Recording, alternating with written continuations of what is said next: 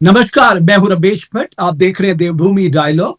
और देवभूमि डायलॉग में मैं उन होनहार लोगों को लेकर आता हूं जो अपनी मेहनत से एक मुकाम हासिल करते हैं।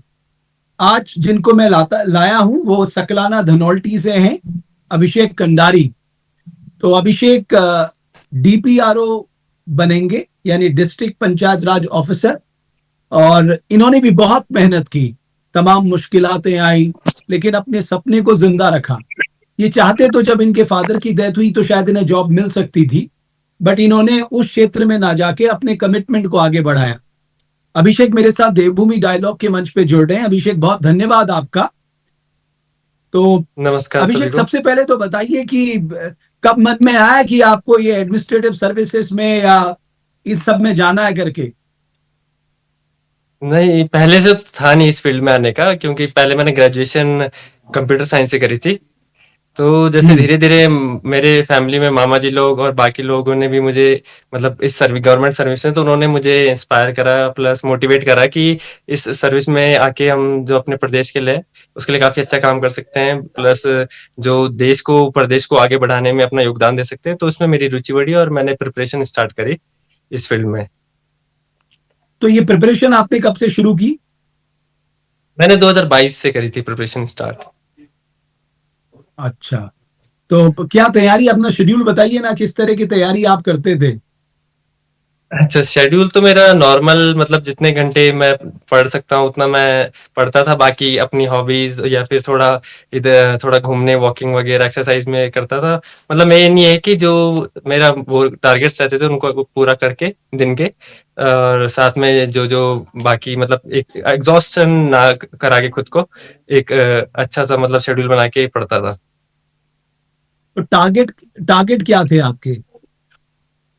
टारगेट्स मेरा ये था कि जैसे जो मैंने टॉपिक लिया है अपना उसको पूरा कर दूँ, उसमें जो नोट्स है मेरे वो बना दूँ, प्लस जो भी करंट अफेयर्स वगैरह चल रहे हैं उनको एक बारी देख लूँ ताकि रिवीजन भी होता रहे और मेरी प्रैक्टिस भी ऑन रहे। तो चैलेंजेस क्या थे? अभिषेक, हाँ जी, चैलेंजेस क्या थे आपके सामने? चैलेंजेस तो सबसे पहले ये हैं कि जैसे हम पहाड़ी क्षेत्र में रहते हैं तो यहाँ पे लिमिटेड रिसोर्सेज हैं, कोचिंग वगैरह का भी यहाँ पे होता नहीं है इतना, तो खुद ही ऑनलाइन से जो मटेरियल हमें इकट्ठा करना पड़ता है वो सारा, प्लस इंटरनेट की कनेक्टिविटी भी जो थोड़ा बहुत इतनी अच्छी होती नहीं है, तो उसमें भी प्रॉब्लम आती है। प्लस ये है कि जो मटी सबसे बड़ी वही मटेरियल की है कि मिल नहीं पाता, तो ज़्यादातर हमें ऑनलाइन ये पीडीएफ डाउनलोड डाउनलोड करके पढ़ने पड़ते हैं। वही मेरे हिसाब से सबसे बड़ा चैलेंज था। प्लस घर वालों का सपोर्ट तो था ही, तो इतना मुश्किल लगा नहीं। तो मैंने, आपके फादर एसएसपी में थे, 2014 में उनकी हार्ट अटैक से डेथ हो गई थी। जी, जी। हाँ जी। जी हाँ, वो पिताजी क्या मेरे चाहते थे एसएसबी में कि आप थे इसी और क्षेत्र मतलब में आए, देश के या लिए उन्होंने बाद में भी आपका मन बना? शहादत दी, तो हमें उनसे भी मतलब इंस्पिरेशन मिली कि हम भी जैसे पिताजी ने देश के लिए कुछ करा है, तो हम भी अपने देशवासियों के लिए कुछ कर सकें। ये आपका कौन सा अटेम्प्ट था? ये मैंने दूसरी बार दिया था, पिछली बार भी दिया था मैंने, पर वो मैंने इतने वो मतलब पढ़ाई उसका हुआ नहीं पाया था क्योंकि कॉलेज के साथ-साथ था। तो मतलब इंटरव्यू तक मैं पहुँचा था, पर इस बार सफलता नहीं मिली, पर इस बार सफलता मिली है तो अच्छा लग रहा है। तो आपके परिवार में कौन कौन है?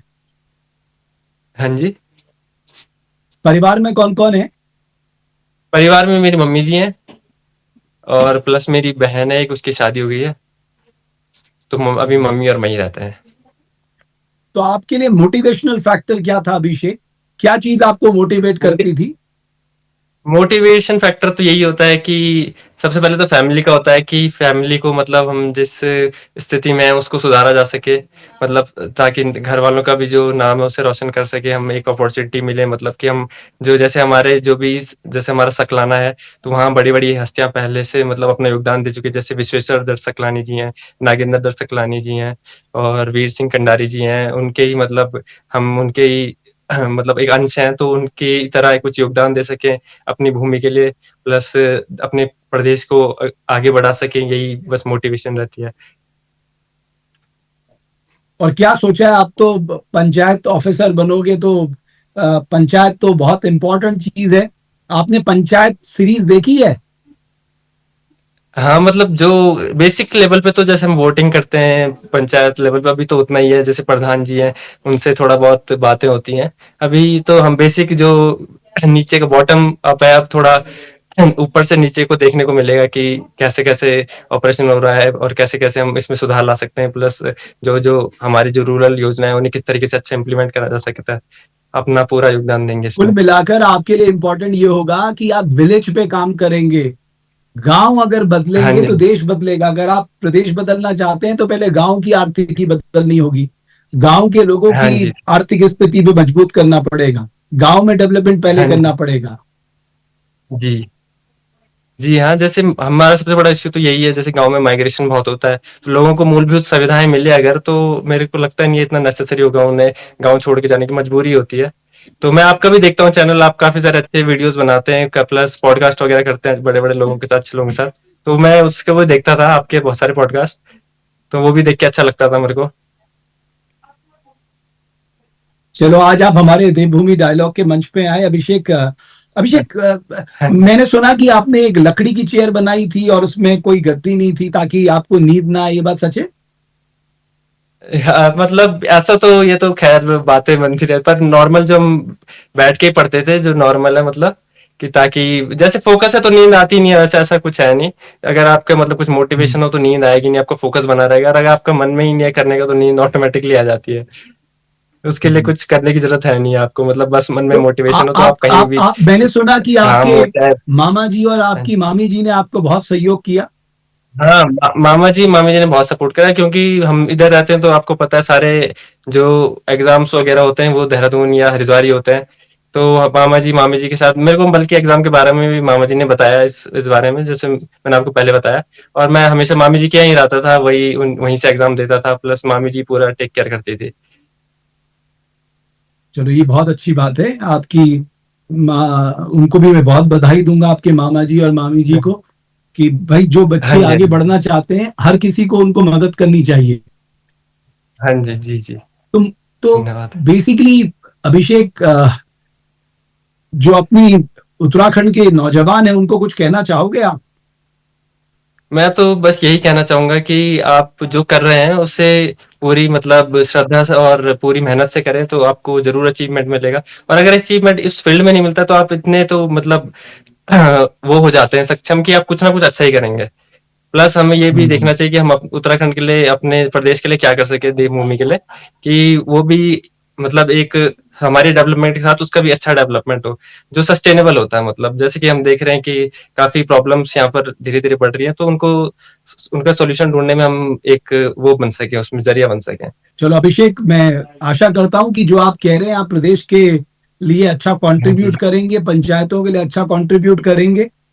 और मेरी बहुत जी धन्यवाद। शुभकामनाएं हैं, आप भविष्य में बहुत हाँ अच्छा जी, करें। बहुत धन्यवाद धन्यवाद जी, जी, हाँ देवभूमि डायलॉग जी, के मंच पे आने के लिए। जी, बिल्कुल अभिषेक धन्यवाद। आपका भी कंडारी धन्यवाद, की आपने ये हमें जर्नी इसमें थी, बुलाया, धन्यवाद। जो डिस्ट्रिक्ट पंचायत राज ऑफिसर बनेंगे, जो रिजल्ट आया है उनका।